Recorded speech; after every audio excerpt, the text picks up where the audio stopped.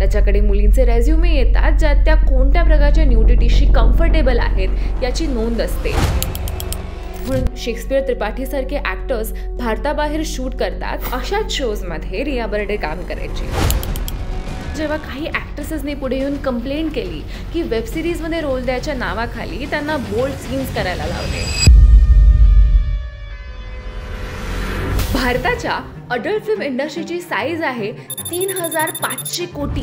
तिथेच मराठी इंडस्ट्रीची व्हॅल्यू आहे 300 ते 500 कोटी. पॉर्नोग्राफिक कंटेंट बघण्यामध्ये भारताचा जगात 3रा नंबर आहे. इनफॅक्ट भारतात सर्वात जास्त डेटा हा पॉर्न बघण्यासाठी खर्च केला जातो. ही इंडस्ट्री जितकी ग्लॅमरस दिसते तितकीच दुसरीकडे अंधारलेली आहे, डार्क आहे. वाढत्या रेप केसेस, लहान मुलांवर होणारे लैंगिक अत्याचार, इमॅजिनही न होणाऱ्या विकृती, ट्रॅफिकिंग, फेक कॉन्ट्रॅक्ट्स आणि या ग्लॅमरस अडल्ट इंडस्ट्रीचा काय संबंध आहे जाणून घेऊया हे ऑनेस्ट बोल्ड ट्रूथ. सप्टेंबर 2024 मध्ये पोलिसांनी Bangladeshi adult film actress Riya बर्डेला अटक केली, जी आरोही बर्डे अशा इतर नावांनी ओळखली जायची.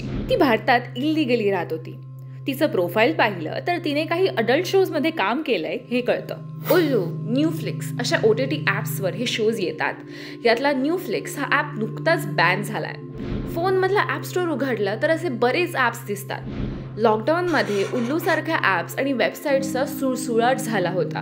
पण हे सगळं नेमकं ऑपरेट कसं होतं? हे सगळं सुरू होतं कास्टिंग डायरेक्टरपासून. त्याच्याकडे मुलींचे रेझ्युमे येतात ज्यात त्या कोणत्या प्रकारच्या न्यूडिटीशी कम्फर्टेबल आहेत याची नोंद असते. त्याप्रमाणे ती लिस्ट स्क्रिप्टनुसार चॅनल्सला पाठवली जाते आणि मग कास्ट आणि फीज डिसाईड होतात. OTTवर बनवणारा कंटेंट पॉर्नोग्राफी नसून इरोटिका फिल्म किंवा शो म्हणून बनवला जातो. पॉर्नोग्राफीमध्ये ॲक्टर्सचे प्रायव्हेट पार्ट्स दाखवले जातात तर इरोटिकामध्ये ते लपवलं जातं. अशाच शोजमध्ये रिया बर्डे काम करायची. ह्या शोचं इकॉनॉमिक्स सुद्धा खूप इंटरेस्टिंग आहे.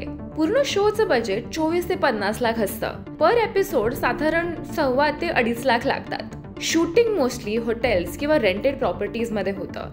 मीरठ सारख्या शहरामध्ये असे बरेच शूट्स होतात. या शोजवर प्रोड्युसर्स अप्रॉक्सिमेटली 1.5 ते 2 करोड कमवतात. हा आहे शेक्सपियर त्रिपाठी. अडल्ट फिल्म इंडस्ट्रीमध्ये तो एक नावाजलेला ॲक्टर आहे. त्याने काही शोजसाठी 2.5 लाख पर डे इतकं चार्ज केलंय. त्याच्यामध्ये खूपदा आउट ऑफ वर्क असणारे ॲक्टर्स या शोजमध्ये काम करतात आणि दिवसाला साधारण 10 ते 50 हजार कमवू शकतात. पण अनेकदा या शोजमध्ये काम करणाऱ्या चेहऱ्यांमागे वेगळी गोष्ट असते. काही वर्षापूर्वींची राजकुंद्रा केस आठवते? त्याच्या कंपनीने बनवलेला ॲप हॉट शॉट्समध्ये असे शोज बनायचे. पण त्याला अटक तेव्हा झाली जेव्हा काही ॲक्ट्रेसेसने पुढे येऊन कंप्लेंट केली की वेब सिरीजमध्ये रोल द्यायच्या नावाखाली त्यांना बोल्ड सीन्स करायला लावले आणि मग हेच व्हिडिओ कुंद्राच्या ॲप्स आणि वेबसाईट्सवर अपलोड व्हायचे. अनेक स्ट्रगलिंग ॲक्टर्सना या इंडस्ट्रीमध्ये अशा प्रकारे खेचलं जातं. ते एक प्रकारचं ट्रॅफिकिंगच म्हणू शकतो. अनेक वेळा या शोजमध्ये स्त्रियांवर होणारे अत्याचार नॉर्मल असे दाखवले जातात. त्यांना माणूस म्हणून न दाखवता वस्तू म्हणून पोर्ट्रे केलं जातं. त्यामुळे हा अनमॉडरेटेड कंटेंट रेप कल्चरला खतपाणी घालतो. सेक्स एज्युकेशन अजूनही टॅबू विषय आहे. या गोष्टींबद्दल बोलायला आपण लाजतो. मग अनेकांसाठी पॉर्न माध्यम बनतं हे सगळं जाणून घ्यायला. पोर्नोग्राफी कन्झम्पशनमुळे रेप कल्चरला चालना मिळू शकते असे काही रिसर्चर्स सुद्धा म्हणतात. मार्च 2024 मध्ये मिनिस्ट्री ऑफ इन्फॉर्मेशन आणि ब्रॉडकास्टिंगने 18 OTT ॲप्सना ब्लॉक केलं. या ॲप्समधला कंटेंट ऑब्स्सीन, वल्गर आणि पोर्नोग्राफिक आहे, जिथे महिलांना वाईट ट्रीटमेंट दिली जाते असं मिनिस्ट्रीने आपल्या स्टेटमेंटमध्ये सांगितलं होतं. ह्या OTT ॲप्सच्या कंटेंटचं नीट मॉडरेशन होत नसल्याने हा प्रॉब्लेम निर्माण झालाय. पण कायदा काय म्हणतो नक्की? भारतामध्ये पॉर्नोग्राफी पूर्णपणे इल्लीगल आहे.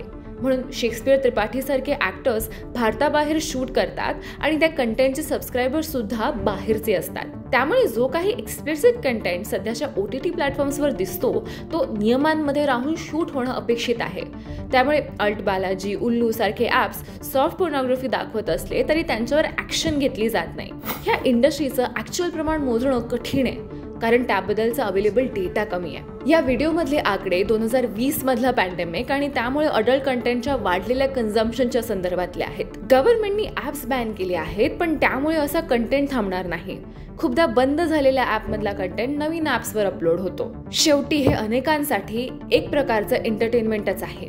जोपर्यंत त्याचे कन्झ्युमर्स आहेत तोपर्यंत हे प्रॉडक्ट बनत राहणार. पण त्यामुळे आपल्या समाजातल्या विकृतींना प्रोत्साहन तर मिळत नाहीये ना. कोलकातामधल्या रेझिडेंट डॉक्टरच्या रेप आणि मर्डर नंतर गुगलवर व्हिडिओज साठीचे सर्चेस वाढले होते.